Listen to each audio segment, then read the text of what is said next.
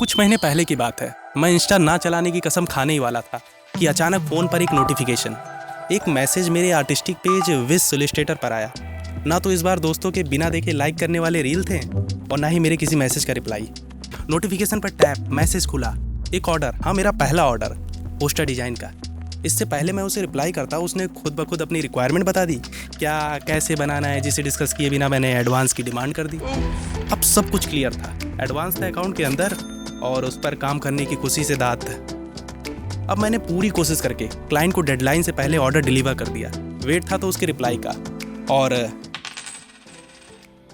Single टिक से double, फिर double से ब्लू टिक। मेरी सांसें तेज, टाइपिंग दिख ही रहा था कि वो मैसेज, रिप्लाई का वो मैसेज काफ़ी था इस क्रिएटिव जर्नी में मुझे बहुत कुछ सिखाने के लिए। Your design is not feeling quite balance.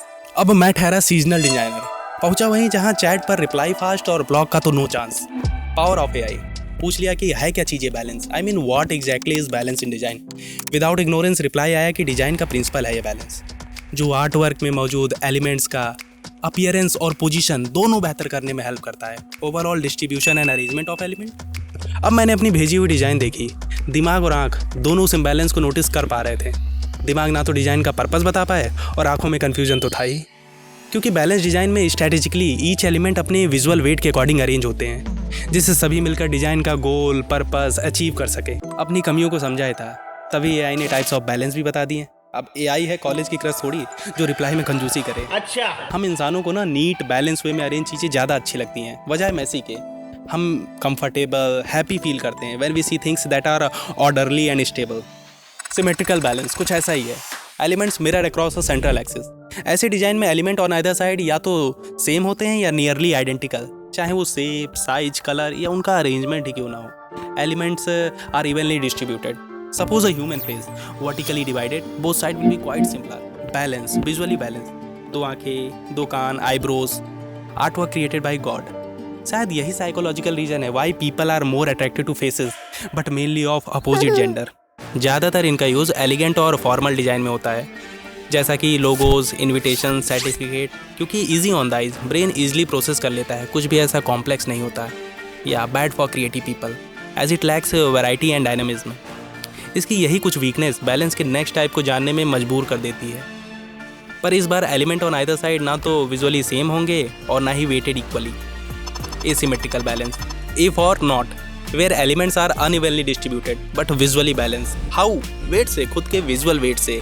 Factor such as size, colour, texture and contrast influences the balance in design.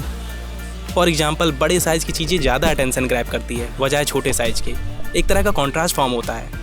और डार्क कलर ज़्यादा हैवी फील होता है बजाय लाइटर कलर के, क्यों? है ना? और शेप थोड़ा भी कॉम्प्लेक्स हो तो ना चाहते भी उस पर नज़र चली जाती है, क्योंकि asymmetry create a strong focal point अपने कॉम्प्लेक्सिटी की वजह से। और यही रीज़न है कि व्यूअर थोड़ा विजुअल टेंस होते हैं एसिमेट्री देखने पर साथ में जो एनर्जी, एक्साइटमेंट क्रिएट होता है, या that good for creative people. Finally इतना समझने के बाद अब ब्रेन उस मैसेज को इंटरप्रेट कर पा रहा था, your design is not feeling quite balance. पर अब क्या फ़ायदा, अब मैं वापस से डिज़ाइन बनाऊं बैलेंस को विजुअली ध्यान रखते हुए, तो क्या मेरा क्लाइंट मेरे बचे पेमेंट के साथ वेल डन का इमोजी भेजेगा? नहीं, बिल्कुल नहीं, क्योंकि ये मैसेज, ऑर्डर, अनबैलेंस डिज़ाइन सब एक कहानी, एक मनगढ़ंत कहानी है जो मुझे, आपको, सबको बैलेंस का एक छोटा सा ओवरव्यू देना चाहती है। वरना आपका भी डिज़ाइन क्लाइंट को डिलीवर होने पर